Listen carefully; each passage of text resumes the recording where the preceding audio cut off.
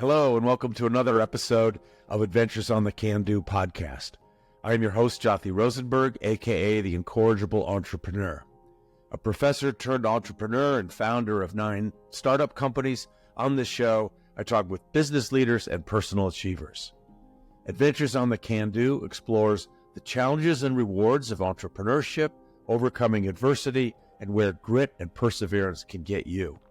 Be inspired by others and push yourself along your path to success and fulfillment.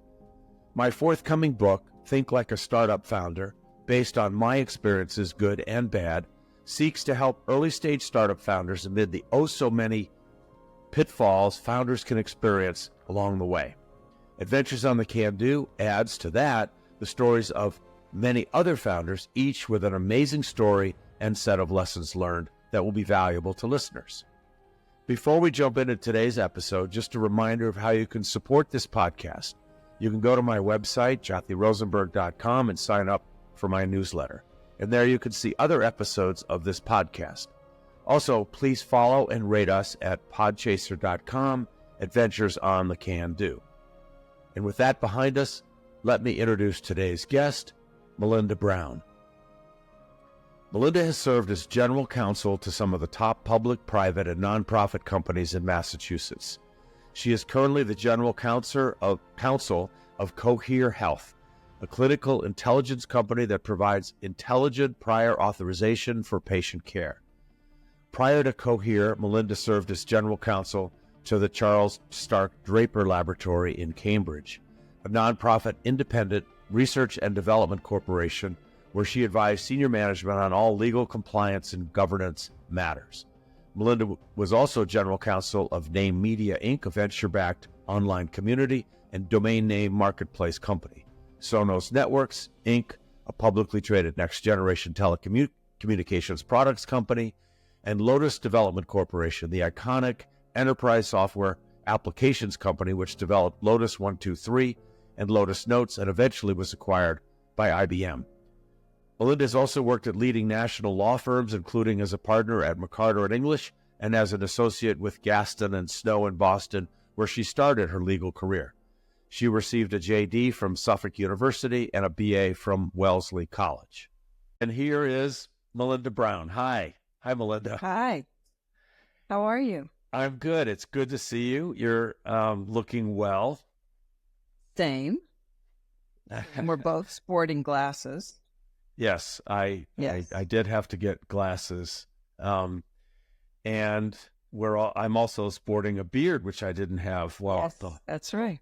The whole time we were working together. So, I do like to start by just having people say, where are you from? I don't even know that actually, and where do you live right now? So I grew up in Kentucky. And came to Massachusetts for college, fell in love with Massachusetts and the Boston area, and basically never left. So, been here a long time. Yeah. It's a great city. I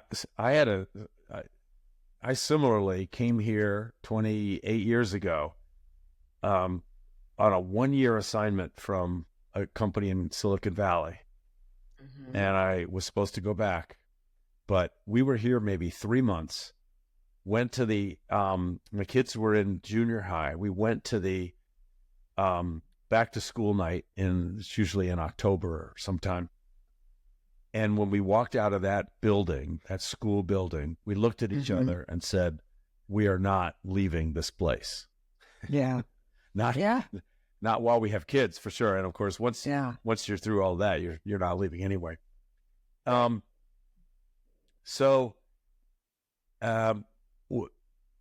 We worked together at Draper, and I mentioned it in your bio that you were the chief legal officer at Draper. And when I first met you and you were introduced as the chief legal officer, I sort of figured, oh my gosh, this is going to be somebody that I have to, be really careful of and tiptoe around, But the I just want to get your perspective on when you got that job, and you've got it's a what is it about? It's a $500 million company. It's about, I think, 1,500 people, maybe. Isn't that right? Yeah, somewhere in the neighborhood of 1,500 to 2,000. I think the revenues were somewhere in that neighborhood. Yeah.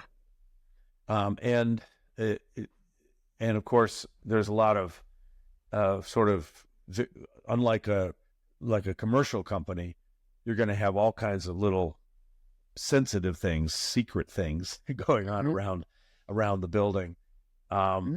And so you had to have I assume, a top secret clearance so you could deal with that stuff, right? Correct. Had you ever had that before, a top secret clearance? No. And because I hadn't known what the process would be, and the fact that one is supposed to alert one's neighbors, just that they may be approached, that I'm in this process, they should be honest, but that there's someone may come knocking at the door. I neglected to tell one of the neighbors, and so they were quite disconcerted when someone showed up at the door to say, do you know this person? Has this person ever been involved in anything to your knowledge regarding, illegal activities, blah, blah, blah, without explaining why they were there. So that neighbor contacted me that evening and said, is everything okay? I said, yes, everything's okay. When my neighbors were contacted about for my getting a top secret clearance, they started to explain, like, I think the examiner said something like, have you ever seen any kind of weird behavior out of him? And they would say, well, would you think that somebody who's got one leg and's loading a kayak on the car is kind of weird? So they had fun. They actually had fun with the person too. Yeah. Because they just said, well, this is all the things that he does, and he's, seems kind of weird to us, but not in the way you're worried about. So you reported to the CEO, and he's a tough guy, but he's a guy I really like a lot. I didn't, work for him in the way you did. I kind of was a little bit of an arm's length distance. And I got the sense that he worked everybody pretty hard, and it seemed like you guys had a lot of on your plate. The whole legal team had a lot.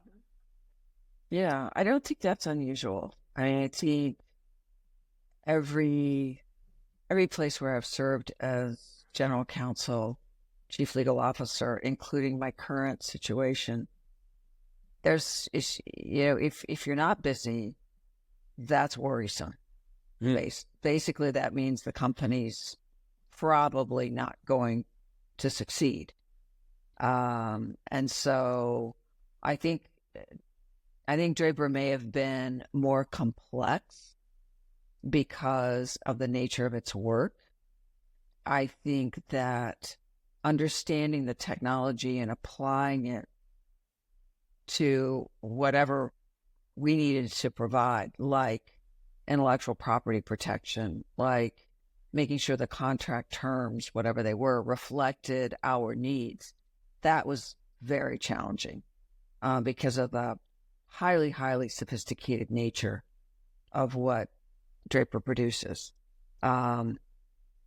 But yeah, always busy, because any company that's bringing in new business, that's creating high-performing technology that has, people and facilities and just the whole panoply of issues. Those never slow down. They never stop, regardless, as I said, unless the company is really in decline, then it's sad. Yeah, of course. Yeah.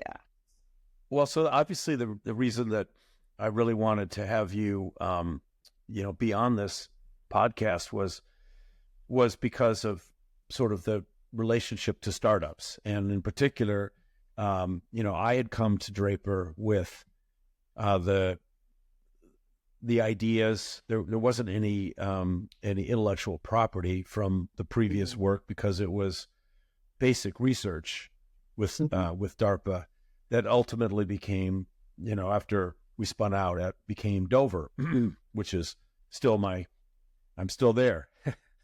My ninth and last startup, and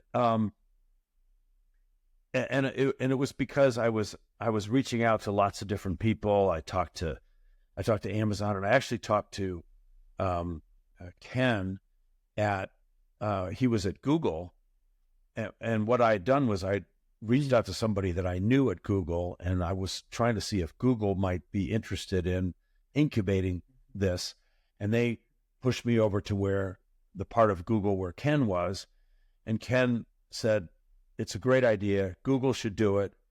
I'm leaving next week. I got a new job in Cambridge, Mass. And if you can't make it happen with Google, don't bother me for 3 months from my start date, and then let me know if you can't make it work with Google." So Google wasn't interested.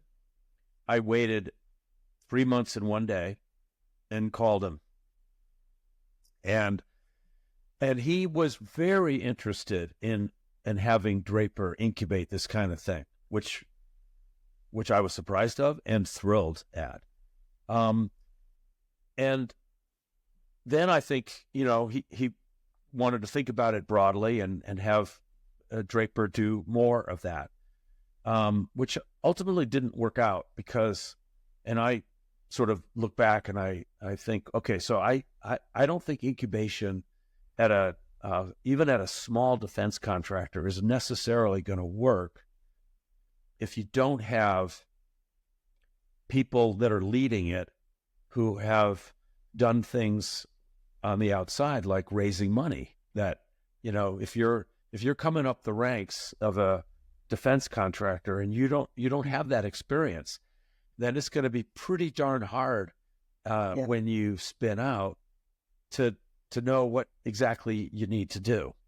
But I wanted to ask you about, you were involved from the very beginning in setting up what the deal was going to be between, well, essentially me and Draper, because there wasn't an entity yet. I just sort of maybe start with, what was it like?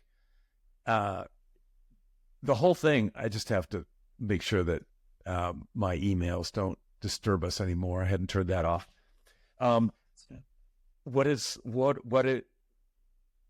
Going into it, what were you thinking? Because obviously you want to protect Draper's rights, Draper's ownership of some things, and everything that we were doing was brand new. I mean, so I assume that was probably kind of fun, though, right? Oh, was it? Yeah, incredibly challenging though, because the people that you worked with had a lot of knowledge in their heads, and figuring out the intellectual property ownership piece of it, trying to create a construct where it was a clean break when you were leaving, a clean, positive break. You had the rights you needed going forward. Draper didn't cede any of the rights it needed to retain because there was some overlaps there that the people could go, and we felt like they wouldn't use any Draper-specific knowledge to, I'll call it, form what you were doing in a way that wasn't appropriate. So there was that. And getting everybody comfortable inside Draper that this was okay. Many commercial companies have what I'll call skunk works or incubation, and they can spin out. They understand what that means. This was very new. In fact, as you said, the first of its kind. And it helped that I had a commercial background and a technology background, I think, because if I'd had the classic government contracts background, that might have made it more challenging. But I think the other piece of it that worked was that Ken is very transparent. He knows what he wants. He knows, what the goals are going to be. That made it much easier to set up the structure. And the fact that you and he had a relationship of sorts and he trusted you, because trust is so important, right? To do the right thing, made all of this possible. But it was very difficult. As it always is, where there's, I'll call it interconnected technology and intellectual capital, what's in the minds of, the team. Right. They're working on it. Yeah. Right. So one of the things that it really helped that Ken had founded a startup and sold it, and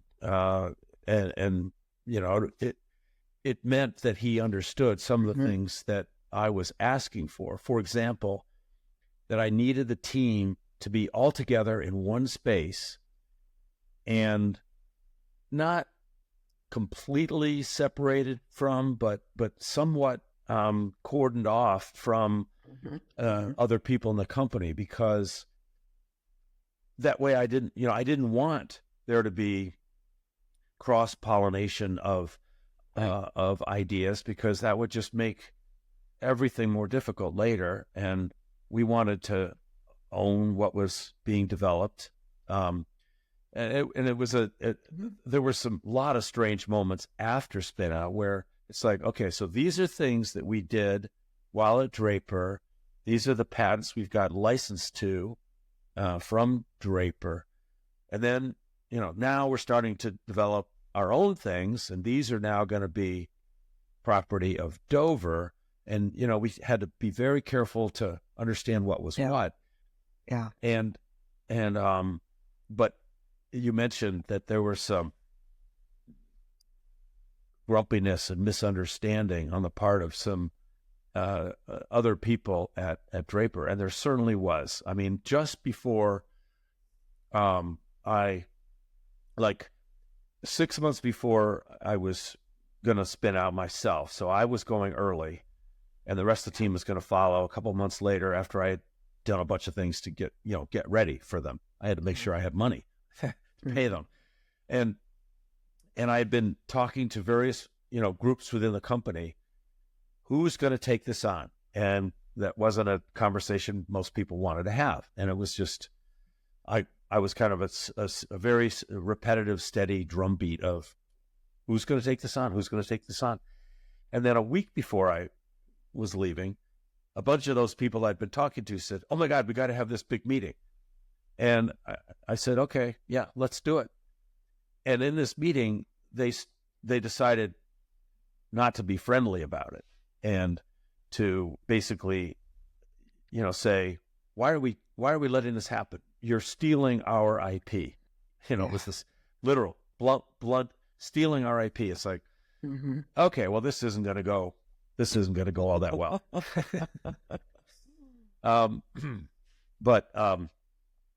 But anyway, back to the setting up part. One of the things that was interesting, and you talked about Ken's being very transparent, and he was so easy for me to work with on all this stuff. I would say, well, this is going to be really important to me, and he would say, "Yep, I get that." He puts himself in my shoe, my shoe, and then and he would say, "Well, this is really important to Draper," and I would say, "Okay, I understand that," and we'd work through things. But one of the things that he explicitly did, and I wonder if this was hard for you, was that he said, "I want to leave this, whatever it was, ambiguous on purpose, because we don't know enough." And that turned out to be extremely helpful up to a point. And were those things like where you maybe got into a little bit of a, back and forth with him, or? Well, we talked about it, and I understood why we were doing it. It was the right thing to do for you and for Draper, because you don't know exactly where that bright line is going to be in terms of the spin out, the timing of it, the IP overlaps, right? Exactly what IP you would want to have rights to, exactly what we felt we need to retain. We had to leave some of that ambiguous until it got closer to it, which made it harder, because basically what that meant was you're negotiating, if you will, along that timeline. And then as you get closer, there's a hope that you'll come to agreement on exactly what's going to leave, what's going to stay. And, so the deal was maybe 80% done, baked, but that last 20% was put, to later. And there's always risk there, always, right? And I do think as it got closer, and although I think you and Ken, that was the right thing to do because it was so new and because of all of the interwoven aspects of this, I think that's in part what made it hard for the Draper team staying behind. And not that they were left behind, but you know what I'm saying. The Draper people that weren't involved, that weren't going to go, hard for them to understand, first of all, why it couldn't have been finite. Why didn't everything, because they that's how they manage. It's an engineering firm. They want 100%, and they want that clear, bright line. And then the fact that you were, quote, taking, they were so worried about that because their work had been to work, to provide services to the government, to provide technology to the government. They wanted to make sure that wasn't going to be upset in any way, right? Impacted in any way. So I think Ken was trying to balance all of that by leaving some ambiguity there. Would I have ideally preferred crisp, direct, yep, we know this is what it's going to be, and then on the day you leave, that's what it will be. But I don't think we had that luxury because you were incubating. That was the other piece of it, right? You weren't just occupying office space. You were actively incubating and working on the IP. So we didn't know where it would be at the point that you were leaving. So we had to. Yeah, and it made things easier in some respects, harder in another. One thing that was that I think is worth bringing up as a sort of a specific example is this concept of field of use. So, yeah. So the way it was originally stated was that Dover was getting an exclusive worldwide license to the IP that had been developed while we were officially Draper employees, with a carve-out back to Draper for which would be a non-exclusive license in their field of use, and field of use was really ambiguous, and I was nervous about it walking out the door, but it said things like, for government contracting purposes, in research and small quantities, and so it was trying to avoid. Yes. Do you remember all that? And I do. Yeah. And I'll never forget it to my last breath. and and that was difficult. That was probably the most difficult issue for us to work through, don't you think? Yes. And it was one of the most difficult things to then, once you're gone and then Ken's gone, right, it became an absolute nightmare for me. I did not know that. So because there was no this is the other thing. You said when you're doing these kinds of legal agreements, trust is essential. Mm-hmm. Well, it's trust in people. And then when the people, half the people, let's say, are gone, then things change, and somebody has a different attitude, or they have no context or whatever. Fortunately, I set the team on a path once we were pretty established, maybe a year and a half or maybe even 2 years out. I said, we have to go all out on creating our own IP, and we have to make sure that this IP is built on top of our ideas that are not connected to the original IP that we had, and fortunately that the technology moves forward, and sometimes you're adding, and everything is accretive to what you originally had. And fortunately, in our case, that's not what happened. What happened was all the IP was associated with an approach, and we subsequently learned from difficult, pushback from customers who said, it's way too big. It's gargantuan compared to what we need. And it was in the process of making it smaller, and we ended up making it 87% smaller. Wow.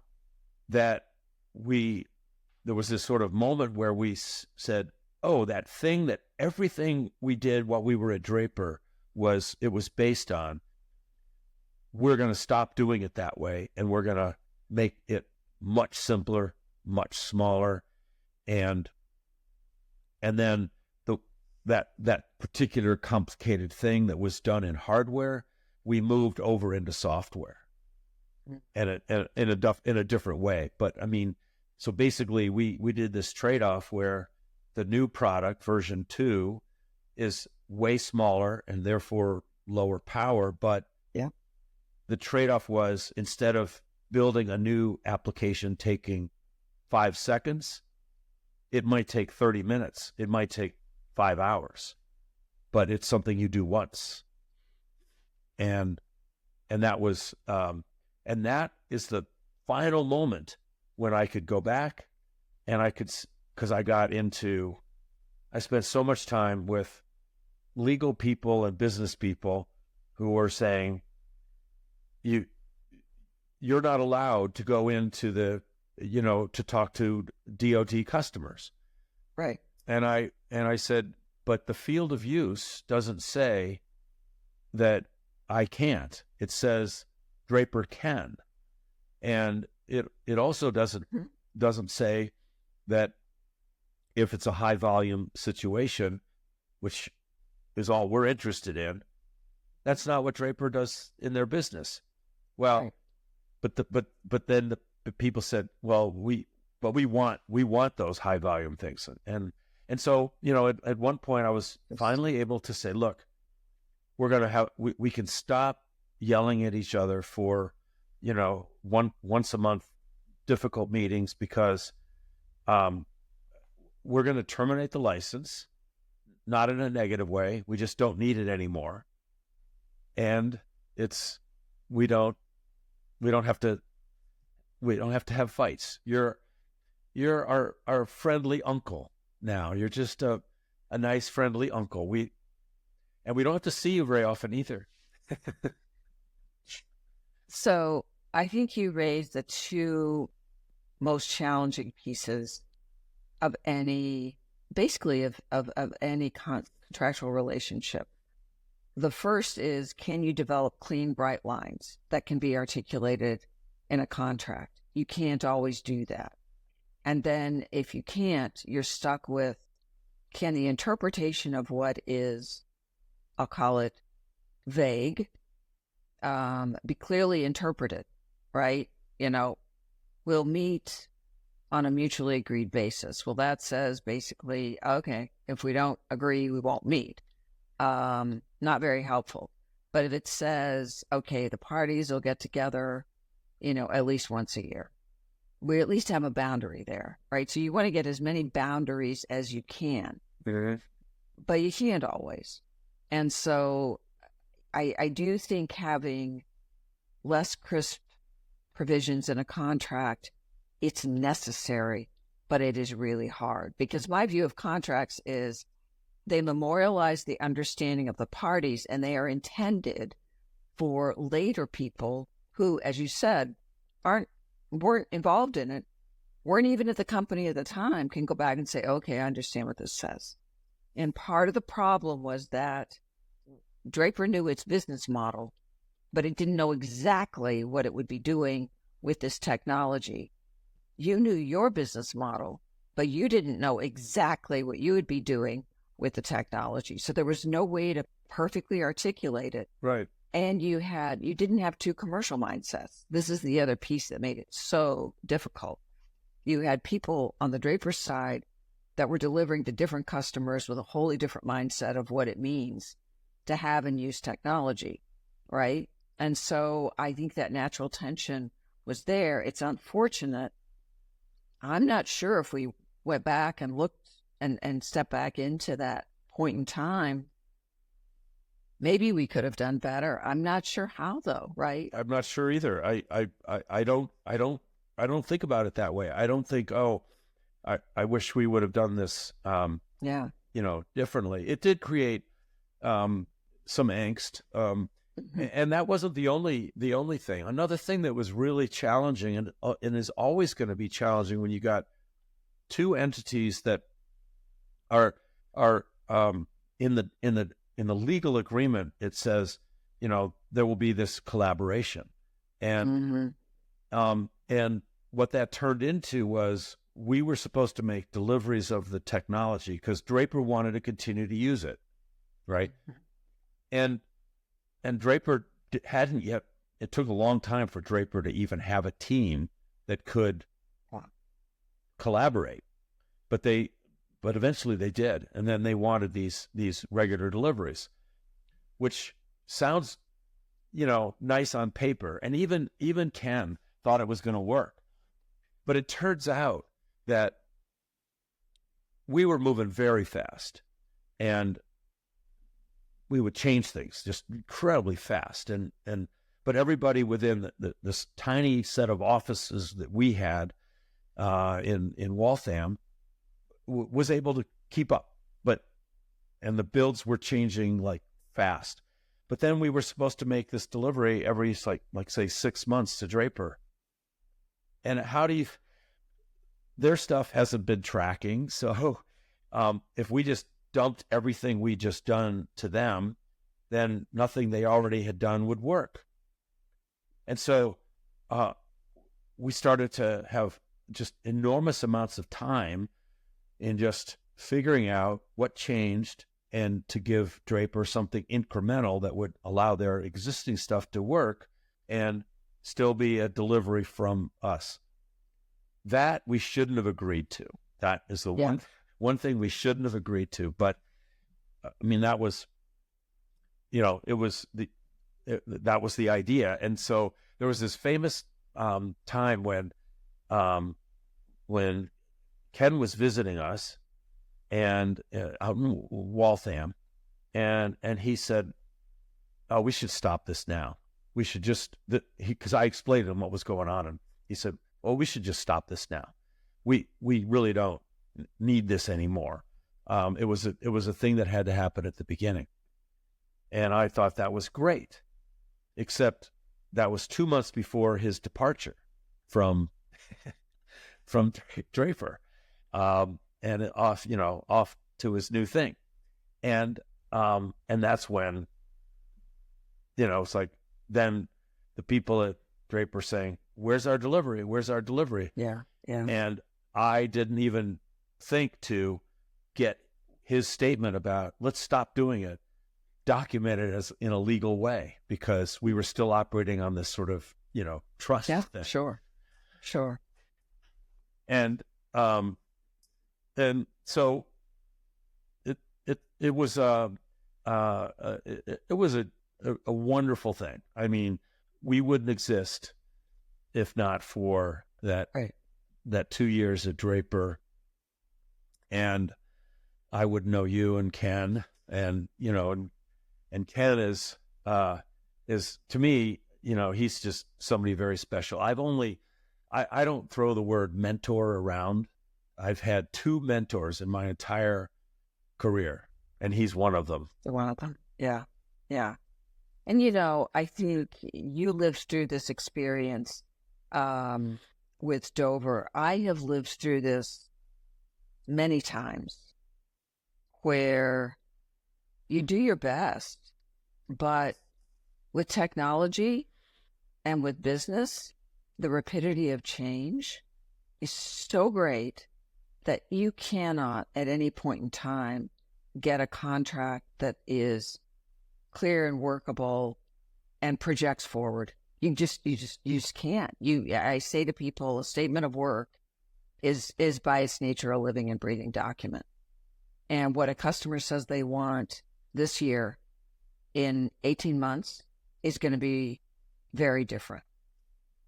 So you do your best to anticipate, and I think staying close and hoping that you have alignment on goals. And that's where I think the Dover thing became so tough, right? There wasn't, once Ken left, there wasn't alignment really, right? On the goals and on the relationship and on the collaborative nature of what, he had hoped at the outset would be achieved. And that the great thing, and this was the goal, was we were transitioning this phenomenal technology into the commercial marketplace, right? Which is part of Draper's mission. Mm-hmm. So it was a real achievement to have done this, but it wasn't easy. It wasn't easy. No. And, there was another, there was really only one other real attempt, and it was one that was led by Brad Gaynor. And I tried hard. It was very hard on Brad. He was a little over his head, and right, super smart guy, incredible at writing proposals and doing all the stuff that, traditional Draper business model needs. And I felt so bad, that trying to raise money and it's like he was trying to fix the bike while he's riding it, Yeah. Well, and this is the reason Dover succeeded. You are an entrepreneur. You have lived in the commercial technology for-profit world. So you knew what you needed to do to get the company launched. And that was the other piece that made this successful, if you will, as a spin-out. Not easy, but successful. Yeah, successful to a certain extent. I mean, mm-hmm. It's been it's had lots and lots of challenges. One of the things that I definitely learned in the process was I put more effort and more money into IP, partly because it was hardware, mm-hmm. and partly because I felt like I wasn't sure where all of the value that we were going to have was where it was going to be, and it's the area that we had the most control over. You don't have control over your customers, right? But you do have pretty much control over your IP. We've had 5 patents issued now. We did a slow roll for a while because you could sort of do that, right? You could string the whole process mm-hmm. along, but then we accelerated it, and we've got 10 more 12 more actually in the process, and they're all approaching, that point of issuing, and mm-hmm. they're wonderful. I mean, the patent attorney we have, who's a contract person for us, it says it's the best portfolio she's ever worked on, mm-hmm. Mm-hmm. which is awesome. Yeah, and it's incredibly expensive, But if you don't protect the IP, even if you make your best guess at what you need to protect and how to protect it, if you don't protect it, right, somebody can come along and just take it, or it walks out the door. If you have a disgruntled employee who says, oh boy, well, these guys don't realize they've got crown jewels and the door to the display case is just wide open. I can take them, right? And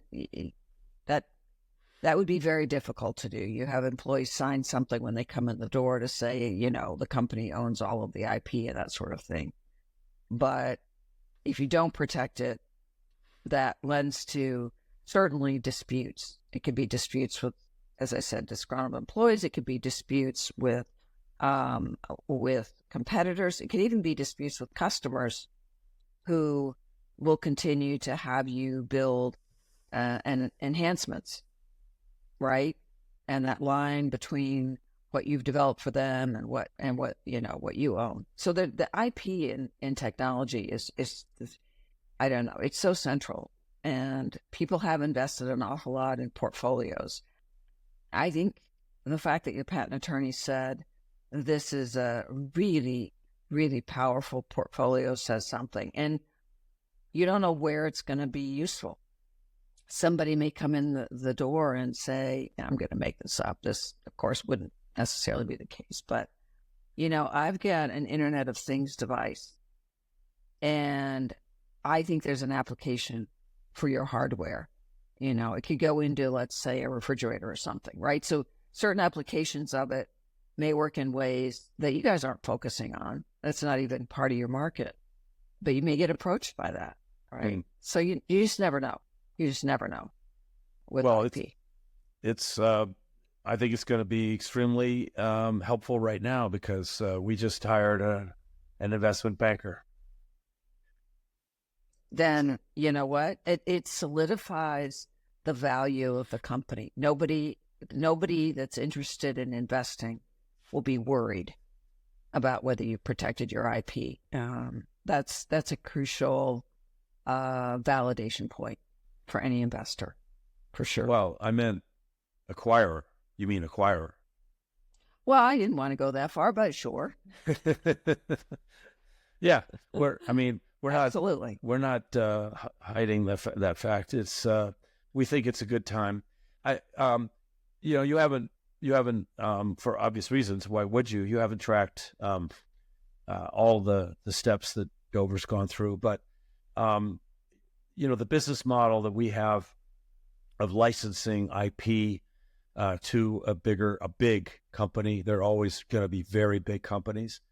It's not an ideal model for a very small startup, and we've been sort of squeezed and bled by big companies along the way, and so, but we're at a stable point. We've got great IP, we've got a certain amount of traction, and I think that the time is right for somebody that has a lot of resources to take this on and run with it, and they'll be able to make it a major competitive advantage that we just weren't able to do on our own. But we built something very valuable. And sounds sure you did. You've heard the term grit, obviously, and it's applied to startup people all the time. We all talk to each other about it takes a lot of grit to be a startup person, but I'm guessing it takes a lot of grit to be a senior, the senior most attorney at a company, and as a woman. Yes, it does. No, it does. It does. Yeah. Where does your grit come from? Well, I did grow up in Kentucky. Okay, so we can start there. I had parents that challenged me. That was good. I was able to play some sports, mostly individual, because it was pre-Title IX. but I did learn a little bit about, falling over and getting back up. I wish, and I'm very grateful, my daughter was able to participate in team sports because it prepares you for life, but very much so for the rough and tumble of the business world, because most men have experience with some sort of team sports. So they understand that dynamic and a winners, losers in a good way and coming back. So the sports helped a lot. And then I had the benefit of going to a women's college. So I felt I was in an environment that was not gender driven in a bad way. I didn't compete with anyone in the classroom. My voice was heard just like everybody else in the classroom. And I was allowed to sort of come into my own. And then I will tell you that in my early working life, I was often the only woman in the room. I'm not surprised. You're right. But I had, like you, I had some really great mentors, just great mentors. And either I would go to them or they would come to me to say, all right, now listen, this is what went down, or this is how I perceived it. And that translated through my career. As I advanced in my career, there were more women, and I could watch them and learn from them. And I had been so I think it was cumulative, but you do learn early on that, you have to understand the toughness. The other piece that I will say is that learning how to be strong and, stand your ground, I guess, on the business side, and not make it personal, and not create any personal sort of issues, also allowed me to be more effective. And I was in environments that fostered that.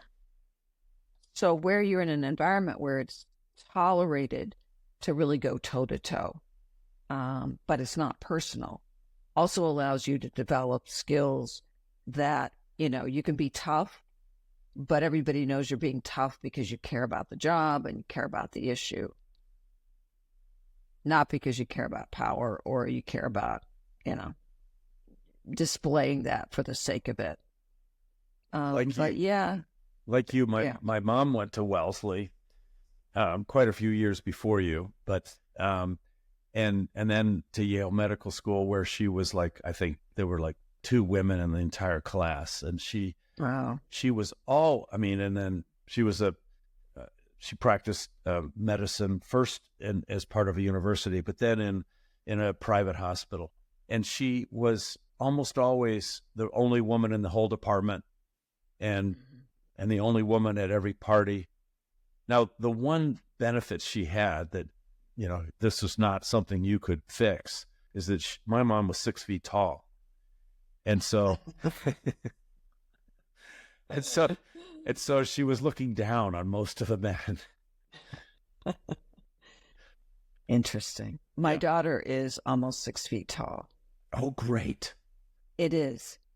She hasn't always enjoyed that height and being that tall, but I think it's a good thing. Yeah. How tall was her dad? 6'1.5". So yeah, I come from a long line of short. So yeah. So I was surprised that all 3 of my kids, or especially my daughter, was that tall. And yeah, so as you know, that's another disadvantage. I'm often the shortest person in the room. Yes. But sitting in a chair around a conference table, it all gets evened out. The height thing. The height thing does. Yeah. Yeah. Yeah.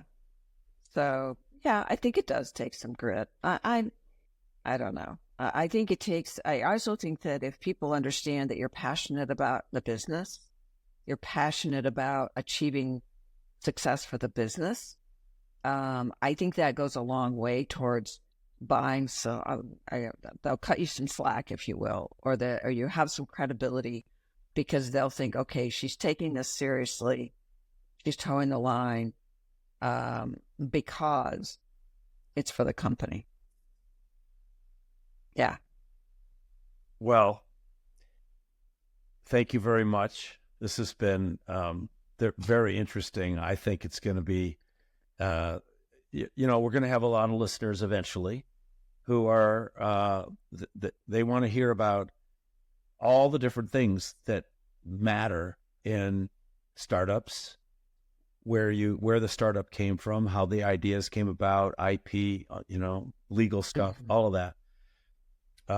So it's great to be able to do this. And what I'm finding is that, so the reason I started doing this podcast is because I finished the book, which is called Think Like a Startup Founder.